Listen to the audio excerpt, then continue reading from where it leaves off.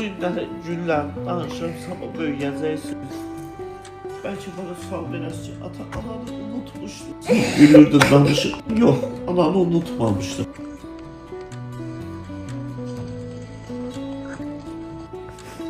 Sadəcə siz güləsiniz, belə hər gün ağlamayasınız, hər gün belə əzab çəkməyəsiniz. Başqa uşaqlar önünüzə gələndə. 23 tane kızımız var da, neyini sen oğlanı? Dedi ki, yo, sen anavı xəstə olanda heç bir valideyni bir sən bırakmadın, belində yazdırdın. İstəyirəm sənin kimi oğlanlar mənim oğlum olsun. Məni ölənə kimi bırakmasın. Həmişə mənim yanımda olsun. Elə də oldu həminə.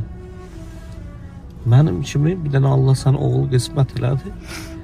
Ne sen onu bıraktın, ne o seni bıraktı.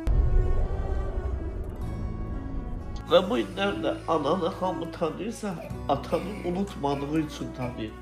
Ben ona yandım ki, onların başının altına bir tane yastık koyan olmamıştı. Oğlum da burada soğuk asfaltın üstünde uzanıblar.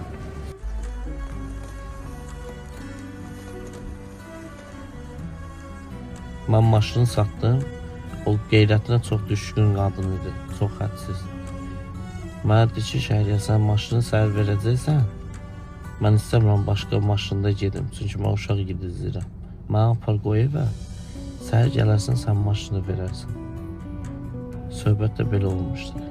Biz ona görə yola çıxdıq. Həqiqətən mən pis oğlan olmam.